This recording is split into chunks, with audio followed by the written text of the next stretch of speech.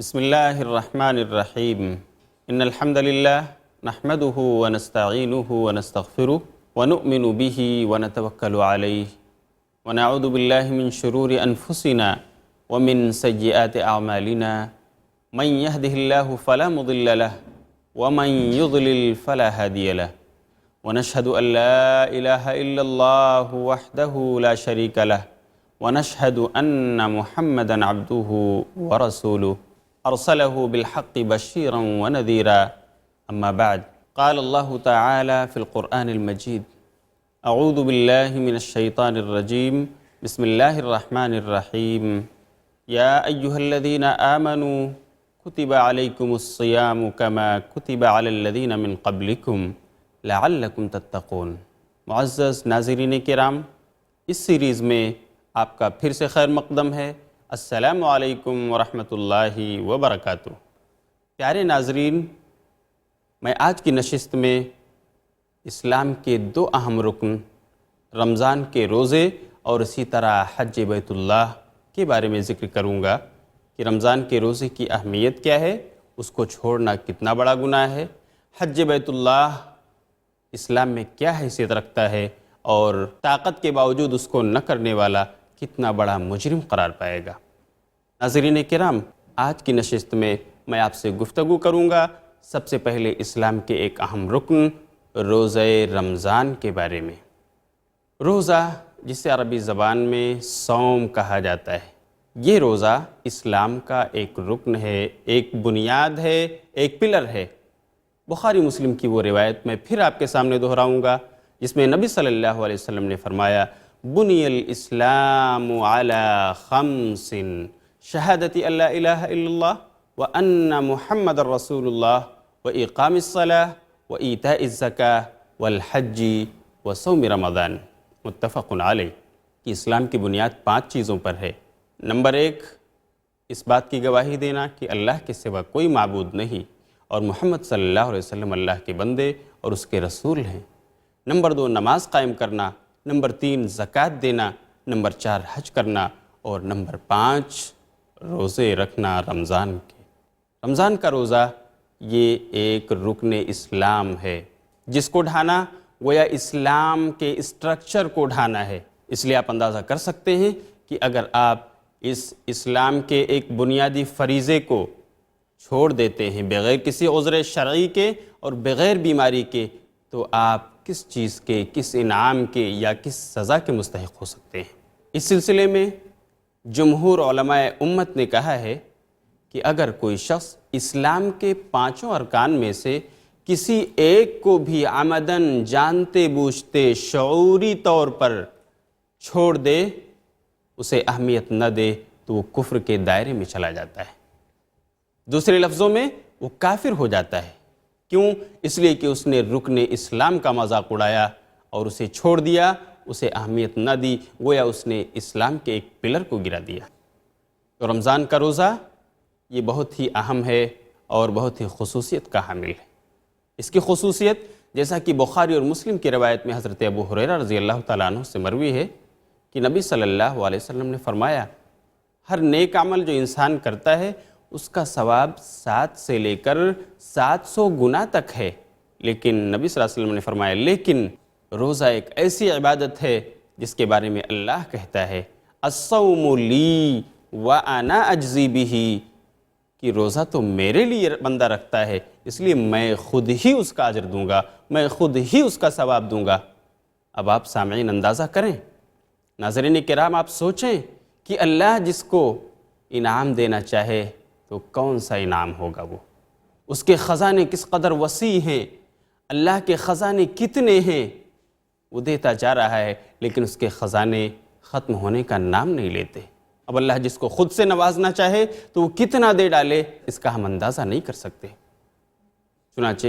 یہی روزہ رمضان ہے جس کی خصوصیت یہ بھی ہے کہ اگر کسی شخص نے اس کا اہتمام کیا، رمضان کے روزوں کو باقاعدگی کے ساتھ، اہتمام کے ساتھ، اخلاص و للہیت کے ساتھ رکھا، تو اس کے لیے ایک اسپیشل دروازہ جنت کے اندر اللہ نے رکھا ہے۔ ایک خاص دروازہ، جنت کے 8 دروازوں میں سے ایک دروازہ جس کا نام ہے باب الریان، یہ صرف اور صرف روزے داروں کے لیے، جسے اللہ رب العالمین نے روزے داروں کے لیے خصوصی طور پر رکھا ہے، اور اس سے وہی لوگ داخل ہوں گے۔ باب الریان کا مطلب ہوتا ہے وہ دروازہ جو سیراب کرنے والا ہے، پلانے والا ہے، تشنگی بجھانے والا ہے، کیونکہ وہ روزے دار ہوں گے، وہاں جائیں گے تو اللہ ان کی پیاس کو بجھا دے گا اور اس دروازے سے ان کو داخل کرے گا۔ اب ایسا عظیم شعار اسلام اگر کوئی اس کا اہتمام نہ کرے اور ہم اسے یوں ہی چھوڑ دیں، اہمیت نہ دیں، تو یقیناً ہم سزا کے مستحق ہو سکتے ہیں۔ ہمیں ابھی سے ہوش کے ناخن لینا ہے، ہم نے رمضان کے کتنے روزے چھوڑے۔ ہمیں توبہ کرنی چاہیے اگر ہم سے ایسے اعمال ہوئے ہیں، اور اگر آپ رمضان کے روزوں کا اہتمام کر رہے ہیں تو آپ قابل مبارکباد ہیں، اللہ رب العالمین ضرور آپ کو انعام سے نوازے گا۔ اگر اس میں اخلاص و للہیت تھی تو اللہ ضرور انعام سے نوازے گا۔ اللہ نے کیوں کہا کہ روزہ میرے لیے اور میں ہی اس کا بدلہ دوں گا؟ کیونکہ یہ روزہ ایک ایسی عبادت ہے جس میں ریاکاری کا شائبہ بہت ہو سکتا ہے، بہت زیادہ اس کا امکان ہے۔ ایک آدمی روزے دار ہے، لیکن گھر میں اس نے کمرے میں لاک کر کے ناشتہ لیا اور کھا لیا۔ کوئی چیز خریدی،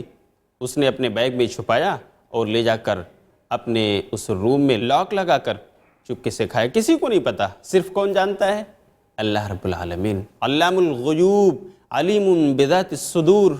وہی اس سے واقف ہے۔ ایک انسان ظاہر میں روزے دار ہے، لیکن وہ سوئمنگ پول میں جاتا ہے اور وہاں جا کر وہ ڈبکیاں لگاتا ہے اور پانی پی جاتا ہے۔ ایک انسان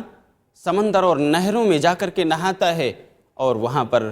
وہ پانی پی جاتا ہے، جان بوجھ کر، کسی کو پتہ نہیں، لیکن وہ اللہ جو علیم بذات الصدور ہے، جو ظاہر و باطن کا جاننے والا ہے، وہ اس کی خبر رکھتا ہے۔ اللہ نے اسی لیے کہا روزہ ایک ایسی عبادت ہے جو تمام دیکھنے والے کہہ سکتے ہیں کہ یہ روزہ دار ہے، لیکن اللہ کہتا ہے میں بتا سکتا ہوں اس کی نیت کیا ہے، اس نے روزہ برابر رکھا یا نہیں، اس لیے میں ہی اس کا بدلہ دوں گا، کیونکہ میں ہی اس کے بارے میں صحیح طور پر واقف ہوں۔ یہ رمضان کا روزہ جو ہم امت محمدیہ پر فرض کیا گیا ہے، یہ ہم سے پہلی امتوں پر بھی فرض تھا، جس کی گواہی سورہ بقرہ سورہ نمبر 2 اور آیت نمبر 183 میں موجود ہے، جسے میں نے شروع میں تلاوت کیا تھا۔ اللہ فرماتا ہے یا ایھا الذین آمنوا کتب علیکم الصیام کما کتب علی الذین من قبلکم لعلکم تتقون۔ اے وہ لوگو جو ایمان لائے ہو، سن لو کہ یہ روزہ جو تم پر فرض کیا گیا ہے، یہ تم سے پہلی امتوں پر بھی فرض تھا، اور صرف اس لیے تاکہ تم تقوی شعار بن جاؤ، تم میں خدا ترسی آ جائے، پرہیزگاری اپنا لو۔ تقوی جو روزے کا مقصد بتایا گیا، یہ اتنا جامع لفظ ہے جس کی تشریح اگر میں مختصر الفاظ میں کرنا چاہوں تو یہ کہا جا سکتا ہے کہ تقوی وہ سارے اعمال جسے اللہ اور اس کے رسول نے کرنے کے لیے کہا ہے اسے کیا جائے، اور وہ تمام افعال جس سے اللہ اور اس کے رسول نے منع کیا ہے اس سے بچا جائے، یہی تقوی ہے۔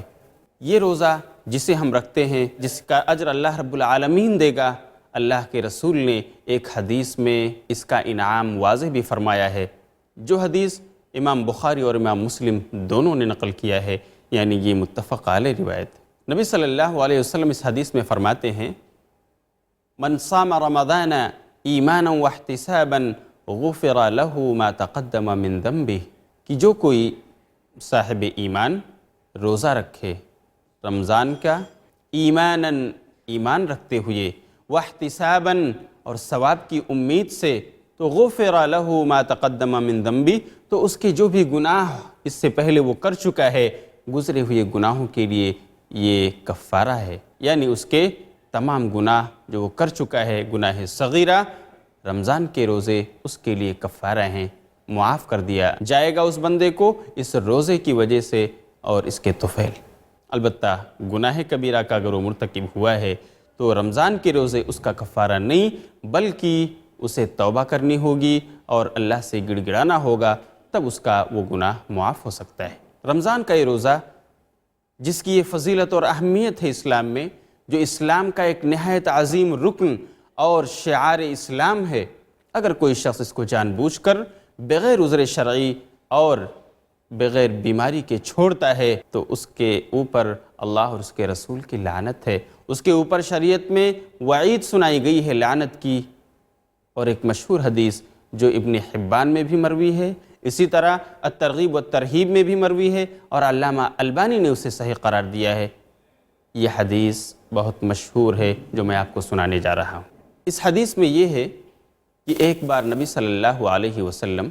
خطبہ دینے کے لیے ممبر پر چڑھنے لگے۔ آپ نے جب پہلے زینے پر قدم رکھا تو کہا آمین، دوسرے پر قدم رکھا تو کہا آمین، اور جب تیسرے پر بھی آپ کے قدم گئے تو بھی آپ نے کہا آمین۔ صحابہ نے عرض کیا اللہ کے رسول ماجرا کیا ہے؟ آپ نے فرمایا کہ جب میں نے پہلے زینے پر قدم رکھا تھا اس وقت حضرت جبریل آئے اور کہا کہ وہ شخص جسے رمضان کا روزہ مل جائے، جسے رمضان کا مہینہ مل جائے اور وہ جنت نہ پالے تو وہ اللہ کی رحمت سے دور ہو۔ میں نے کہا آمین، یعنی اللہ تو قبول فرما لے۔ اور جب میں دوسرے زینے پر قدم رکھ رہا تھا تو جبریل نے کہا کہ وہ شخص جسے اس کے ماں باپ مل جائیں یا جو ان دونوں میں سے کسی ایک کو پالے اور جہنم سے اپنے آپ کو آزاد نہ کرا لے تو وہ بھی اللہ کی رحمت سے دور ہو۔ تو میں نے کہا آمین، یعنی اے اللہ تو اسے قبول فرما لے۔ پھر جب میں تیسرے زینے پر قدم رکھ رہا تھا تو جبریل نے کہا کہ وہ شخص بھی اللہ کی رحمت سے دور ہو جس کے پاس آپ کا یعنی اے محمد صلی اللہ علیہ وسلم آپ کا نام لیا جائے اور وہ آپ پر درود نہ بھیجے تو اس پر بھی اللہ کی لعنت ہو، وہ اللہ کی رحمت سے دور ہو۔ تو میں نے کہا آمین، یعنی اے اللہ تو قبول فرما لے۔ یہی حدیث مختلف طرق سے آئی ہے دوسری اور جگہوں میں بھی جس میں اسی معنی کا تذکرہ موجود ہے۔ آپ اس حدیث کو سامنے رکھیں اور ذرا سا استنباط کریں کہ نبی صلی اللہ علیہ وسلم جو رحمت للعالمین ہیں اور جبریل علیہ السلام جو افضل الملائکہ ہیں وہ آئے ہیں اور ان تینوں قسم کے لوگوں کے بارے میں وہ بد دعا کر رہے ہیں جو کہ رحمت اور مغفرت کی خوشخبری لے کر آتے ہیں۔ آج وہ فرشتے اور وہ افضل الملائکہ آ کر کے بد دعا کر رہے ہیں ان لوگوں کے بارے میں، اور افضل البشر نبی صلی اللہ علیہ وسلم ان کی اس بد دعا پر آمین کہہ رہے ہیں، یعنی اللہ تو قبول فرما۔ حالانکہ نبی صلی اللہ علیہ وسلم بہت ہی رحیم، کریم اور اپنی امت پر بہت ہی شفیق تھے، اس کے باوجود آپ نے آمین کہا اور کہا اللہ تو قبول فرما لے۔ کتنا بڑا وہ مجرم ہوگا، کتنا بڑا وہ جرم کا مرتکب ہوگا شخص جو رمضان کے روزے پا کر اسے نہ رکھے۔ اور آپ اندازہ کریں کہ جبریل علیہ السلام نے جب بد دعا کی تو چہ جائے کہ آپ اس کو روکتے، آپ نے روکا نہیں بلکہ اس پر آمین کہا۔ اور نبی صلی اللہ علیہ وسلم جس چیز پر آمین کہیں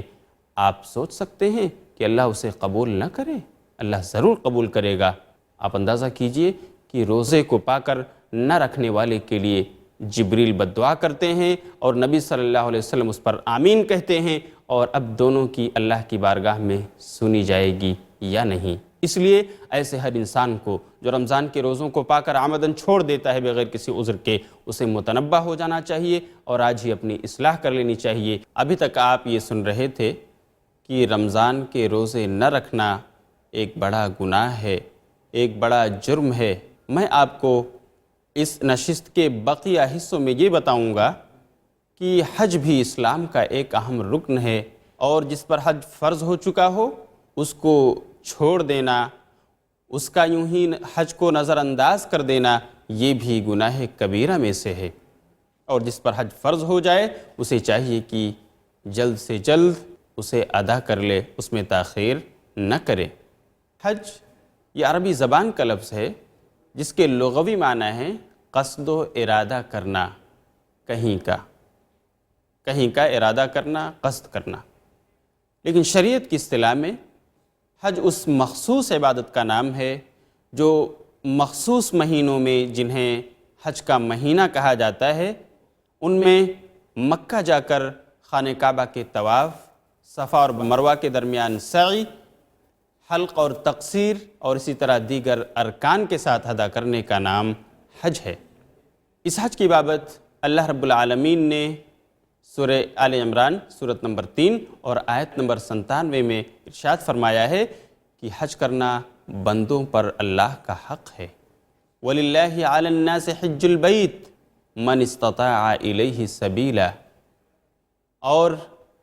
ان لوگوں پر اللہ کا یہ حق ہے جن کے پاس راستے کی طاقت ہے، یعنی جو استطاعت رکھتے ہیں ان پر، ان تمام لوگوں پر اللہ کا حق ہے کہ وہ بیت اللہ کے حج کے لیے جائیں، اسے ادا کریں۔ اس سے کیا پتہ چلتا ہے کہ یہ حج بہت اہم ہے۔ اللہ رب العالمین قرآن کریم میں لوگوں کو خطاب کر کے، انسانیت کو خطاب کر کے یہ کہہ رہا ہے کہ اللہ کا حق ہے، اور جو اللہ کا حق ہو اسے ادا کرنا بہرحال بہت ہی ضروری ہوتا ہے۔ ہم اور آپ اپنے پڑوسی کے حقوق، اپنے مہمانوں کے حقوق، اپنے والدین کے حقوق، اپنے استاذ کے حقوق اور دیگر بہت سارے لوگوں کے حقوق ادا کرتے ہیں۔ اللہ کا بھی حق ہے۔ اللہ کہہ رہا ہے کہ لوگوں پر اللہ کا حق ہے، جس کو اللہ نے طاقت دے رکھی ہے، استطاعت دے رکھی ہے، یعنی اس کے پاس جسمانی طاقت و قوت ہے، اور اسی طرح اتنے روپے، پیسے اور پراپرٹی و جائیداد ہے کہ وہ سفر کی صعوبتیں برداشت کر کے جا سکتا ہے، اور سفر کا جو خرچ ہے وہ بھی برداشت کر سکتا ہے، اور اس کے پیچھے جو لوگ رہ جاتے ہیں ان کے خرچ برچ کا بھی وہ انتظام کر سکتا ہے، تو اس پر حج فرض ہو جاتا ہے، اور اس پر اللہ کا حق ہے، وہ یا قرض ہے، اسے ادا کرنا چاہیے۔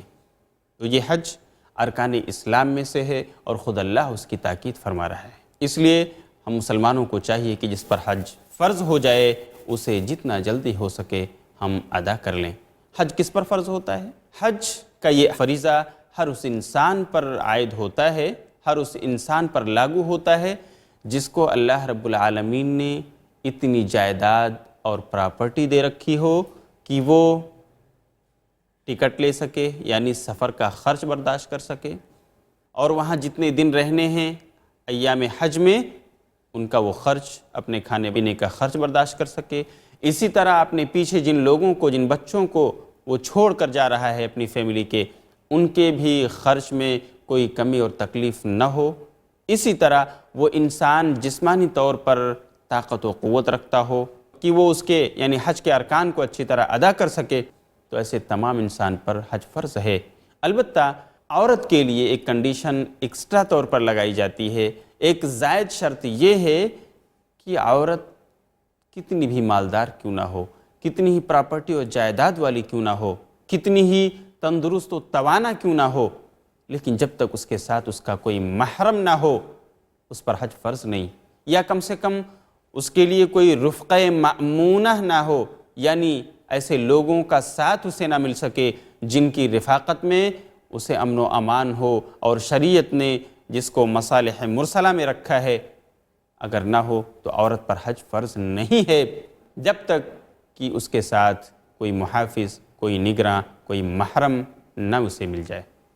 حج فرض ہونے کے بعد اس میں تاخیر نہیں کرنی چاہیے۔ میرے دوستو، آج ہندوستان، پاکستان، بنگلہ دیش اور ایشیا کے یہ جو ممالک ہیں، ان میں یہ ایک روایت چل پڑی ہے، ایک رسم بن چکا ہے کہ لوگ تمام تر مالدار ہونے کے باوجود، تمام تر صاحب ثروت اور پراپرٹی والے ہونے کے باوجود انتظار کرتے ہیں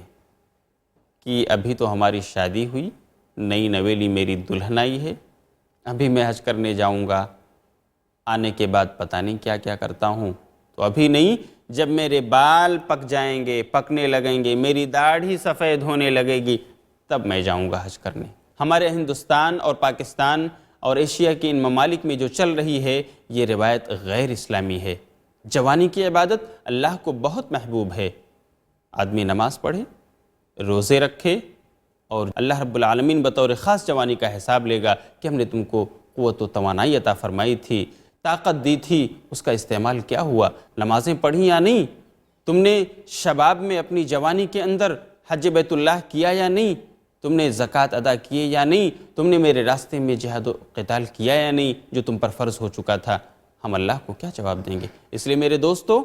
قبل اس کے کہ ہمارے بال پکیں، ہماری داڑھی سفید ہو، اگر ہم صاحب ثروت ہیں اور ہم اپنے اندر قوت و طاقت رکھتے ہیں تو ہمیں چاہیے کہ حج کا فریضہ جلدی سے جلدی ادا کر لیں، کیونکہ نبی صلی اللہ علیہ وسلم ایک روایت جسے ابو داؤد نے نقل کیا ہے اور امام حاکم اور احمد کے یہاں بھی یہ روایت پائی جاتی ہے صحیح سند کے ساتھ، اللہ کے رسول صلی اللہ علیہ وسلم فرماتے ہیں من اراد الحج فلیعجل، جو بھی حج کرنا چاہتا ہے تو اسے جلدی کرنا چاہیے، اسے اس میں لیٹ نہیں کرنا چاہیے۔ تو میرے دوستو، حج کا یہ رکن اگر ہم مسلمانوں میں سے کسی پر فرض ہوتا ہے صحیح معنوں میں، چاہے وہ مرد ہو یا عورت، تو انہیں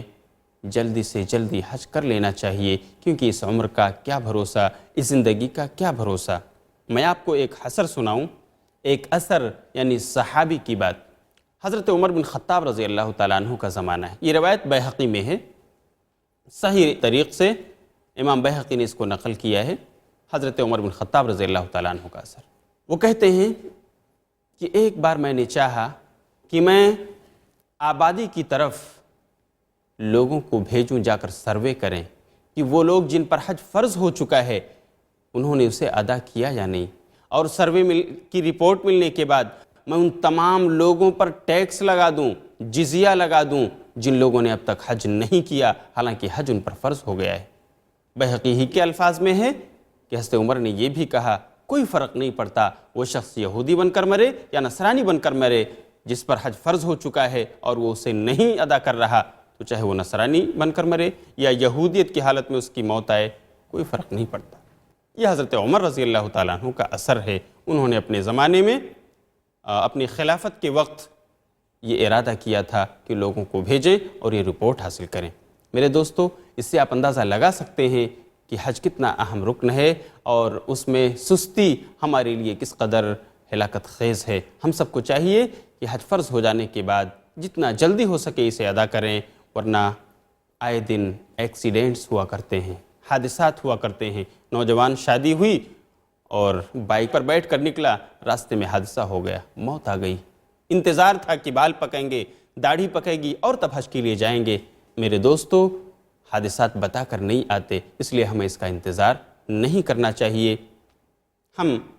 اس ایپیسوڈ میں انہی چند باتوں پر اکتفا کرتے ہیں اور آپ سے اجازت چاہتے ہیں۔ اگلی نشست میں ہم پھر آپ سے ملیں گے انشاءاللہ، تب تک کے لیے اجازت۔ وآخر دعوانا ان الحمد للہ رب العالمین، والسلام علیکم ورحمۃ اللہ وبرکاتہ۔